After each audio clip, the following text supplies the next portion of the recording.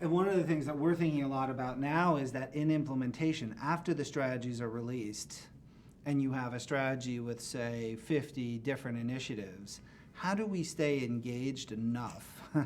in whichever of those initiatives really matter so that we can bring those partnerships and those resources and solutions to bear at the different places where they get stuck? And we have to be, it can't just be at the macro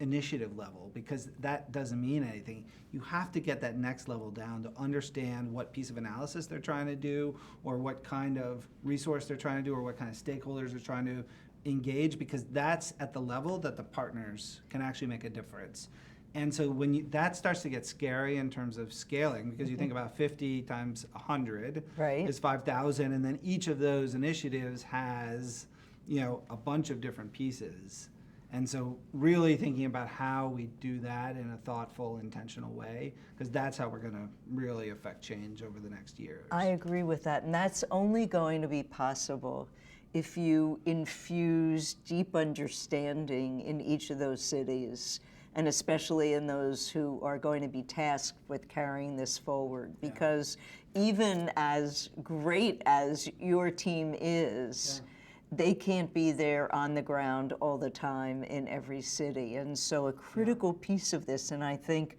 you've recognized that as you've been working deeply within these cities, is not only to have strategies that are extremely specific, but strategies that point out who's the lead entity or agency or for each activity,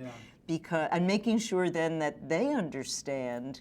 what resilience is and their role in building it in that specific activity, and that they continue to integrate is going to be very important going forward.